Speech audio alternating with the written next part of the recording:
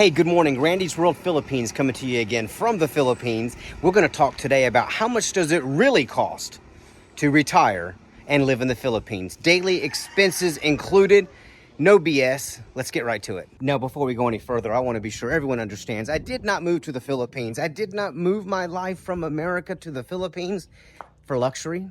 No. Conveniences. No. Fancy living, fast cars? Nope, sure didn't. I moved here for simple living, mental clarity, and a strong American dollar where life moves slower. Oh, and one last thing. I don't live near the big city. Nope, not at all. That's exactly what I ran away from. I live in the province, which basically just means the more simple life living type of area. So keep that in mind also. Now, we're really going to go for this. One thing I want to give you guys is all the information that you need to make an informed decision on whether you can come here to the Philippines and live a simple yet satisfying life with peace and mental clarity and just enjoying retirement. If you can come out here with whatever income you may have, whether it's passive, whether it is a pension coming in or just savings or whatever it might be. So the first thing I want to talk about is rent. Now, I'm in a fortunate situation where I have a house that is debt-free. I paid for when I was here.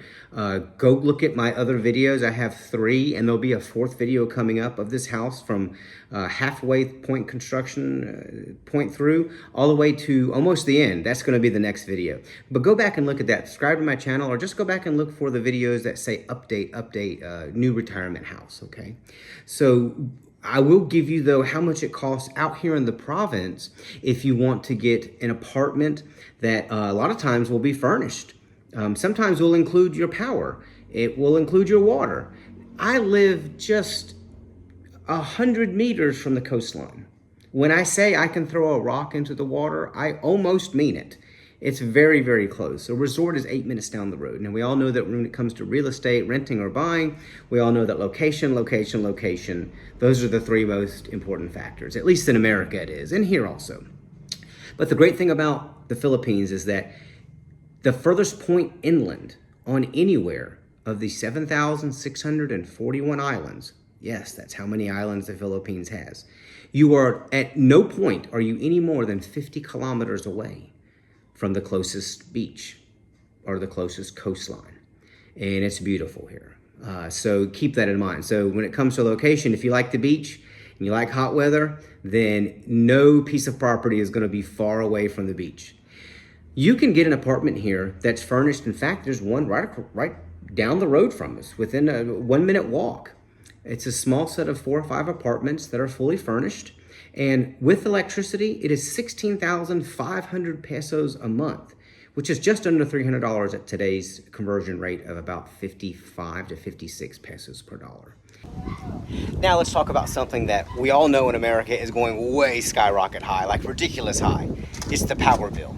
It's a little bit windy today, so there's the receipt. But what'll happen is the town or the city, the barangay, the province, they'll come out here and they'll put a little bill. They'll just tape it to your meter, like you can see right there.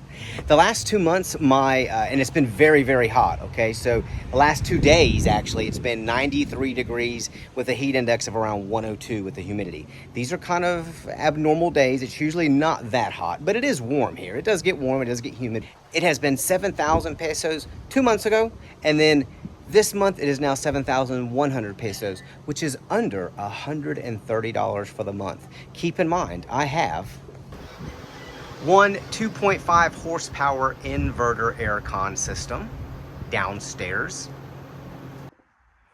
Also have another 1.5 in one of our 2 guest rooms, 1.5 horsepower aircon, and an additional 1.5 aircon inverter upstairs in the master bedroom.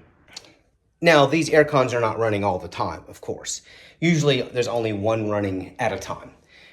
We run the 2.5 downstairs probably all day, and then if we have a guest, they may use the one in the guest room. And then during the evening, we turn off the 2.5 downstairs and we come upstairs for the 1.5. Cools the place off very, very quickly. Works great, quiet, and we're happy. So we do use power here. There is no power issue. Now, occasionally there are brownouts, but that's just life in the Philippines. We don't have generators, don't have solar, so we pay about $130 a month for electricity, and there's no complaints, and we stay nice and cool. Okay, now let's talk about water. One thing I had to get used to coming from the States and being in a much more of a spoiled life compared to other countries was I had a hot water heater. And I could get that water super hot. The thing about the Philippines is, especially when you live out in the province, most people, they have access to water as we do all day, every day. No problems, except we don't have a hot water heater. Why? It's just not very common out here. A lot of the reason is because your water is stored in one of these reservoirs, tanks that comes from the city. And because of it being now, I'm on the terrace of my house now, the second floor. Because of where it's at and the exposure it gets from the sun, because it does get pretty warm here, that water is never cold. Now, it's never hot, like a hot shower in the morning type of hot that we are sometimes used to in America, but it's definitely lukewarm at the lowest and slightly more than warm on the best day. And to be honest with you, I don't really miss the hot showers. I know that sounds crazy, but I don't miss them. Now comes the price. We usually pay anywhere between 500 and 600 pesos a month for our water, and it's never gone any higher than that. So we're looking at about $10, $9 to $10 depending upon the exchange rate, and that's for the month. $9 to $10 a month for water here in the Philippines. Okay, so now let's talk about cell phone usage, or your what we're used to as a cell phone plan in America. Now, I was paying close to $150 a month for one phone. Now, I had insurance on it and a couple other little bells and whistles, but for my iPhone plan with AT&T, I was paying close to 8,200 pesos, which is about $150 a month for my cell phone. Crazy. But it's one thing that we all need to run our business, run our lives, stay connected to the outside world. Here, believe it or not, you can still find BlackBerry phones. You can still find the little pocket phones that aren't really smartphones. But nobody really wants those, especially if you're coming from the States. You're going to want to keep up with the smartphone world, right? So you can get smartphones here pretty cheap. Or inexpensive. Realme is a big one that's out here now. It's called Realme. And they have other different brands, but you can get iPhones here. We pay about 600 to 700 pesos a month for what they call load. So you can't go to a local cell phone store here and buy your phone, sign a 2-year contract, and then finance your phone through that bill. It doesn't work like that here. You buy the phone outright. And then you go to any sorry store. Sorry just means variety store. They're all over the place. Or you can go to malls, any place that's retail. You usually sell what they call load. And load is basically loading up data, loading up text, loading up calling minutes onto your phone. And it'll cost, you could probably find some plans for under 400 pesos, but we pay between 600 and 700 pesos a month for one phone. And that gives us almost unlimited data. When I say almost, 64 gigs. Okay, and if you got Wi-Fi, you're not going to use that much when you're at home. 64 gigs of data, unlimited text, unlimited phone. It comes with this little card, and you scan the QR code with your phone, and it does all the work for you.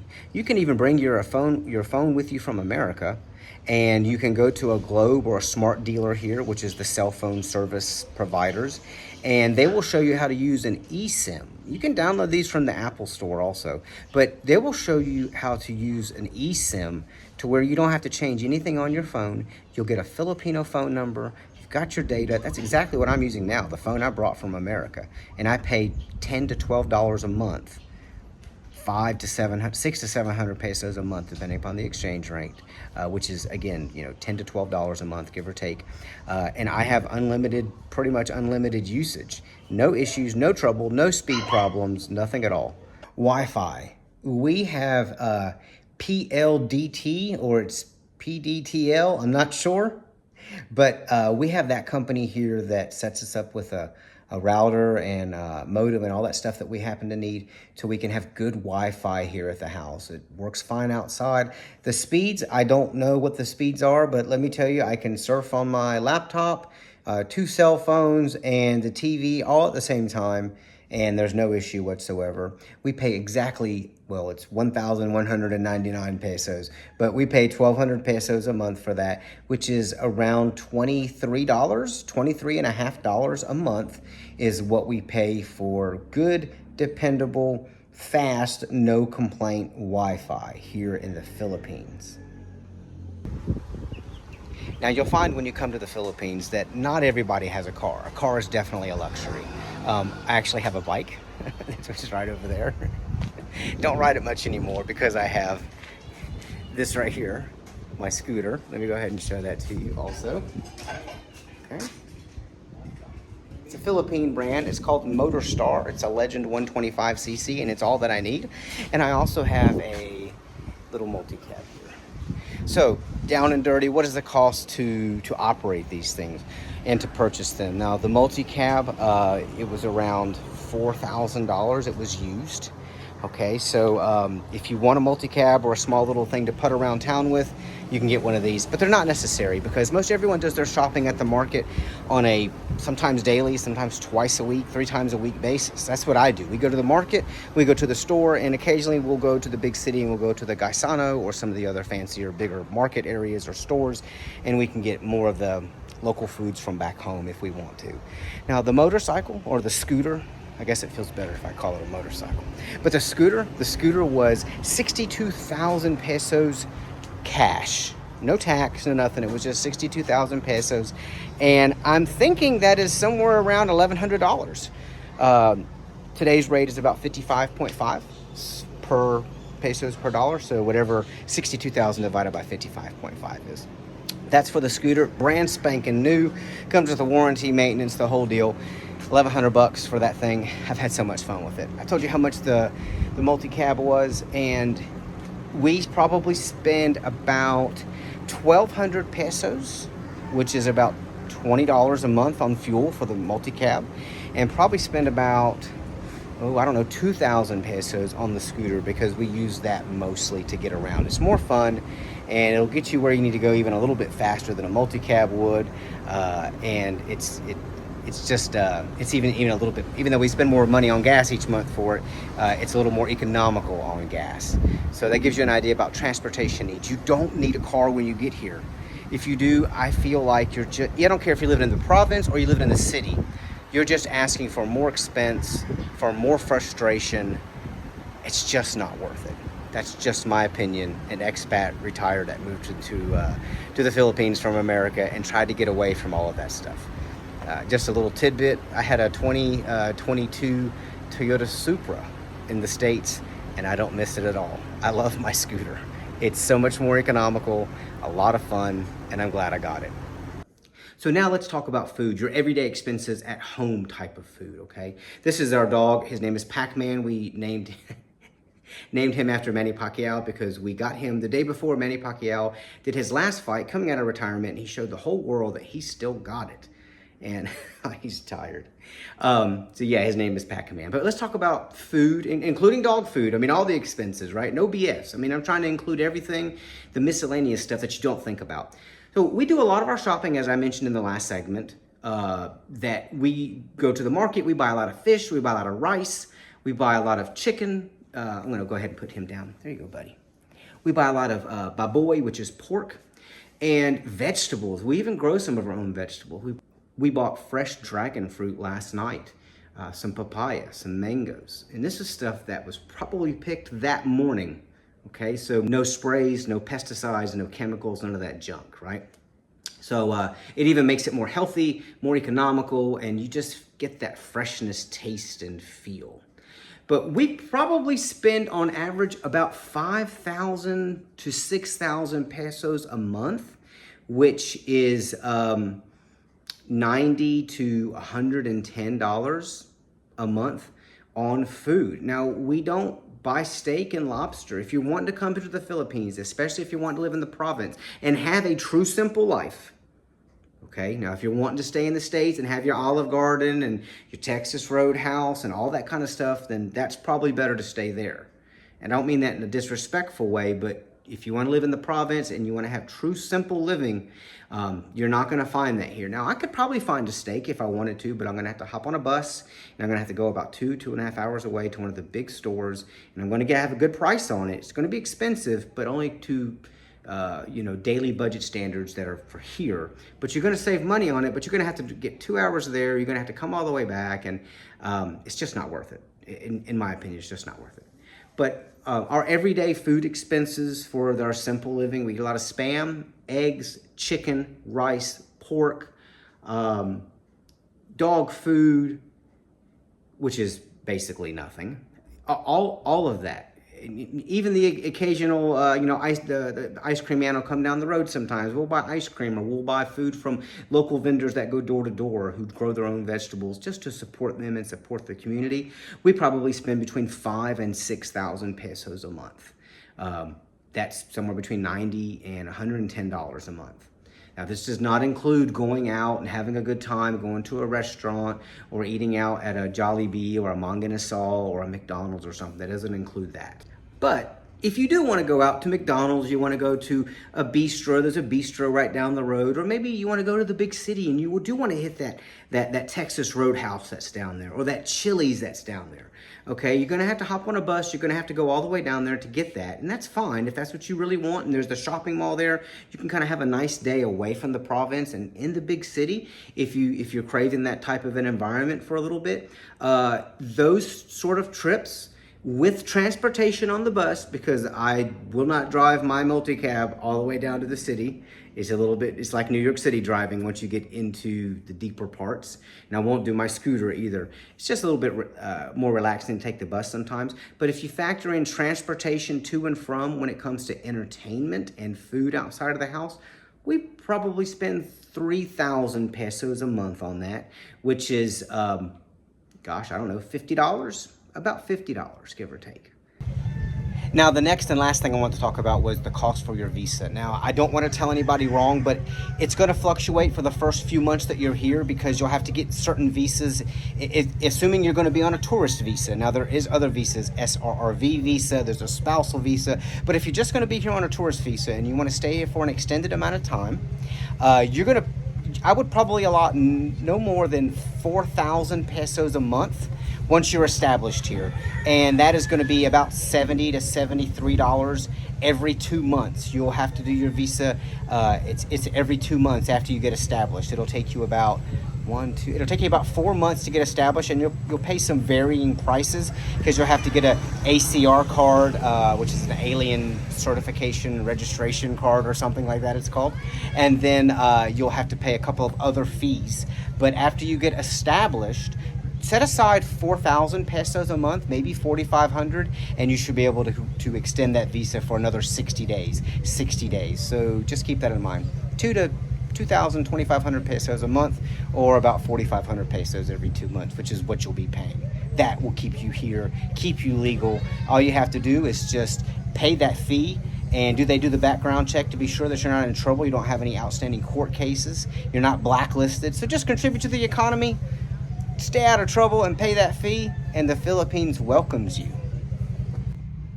So that's it, guys. That's the down and dirty, no BS guide to how much it costs to live in the province here in the Philippines.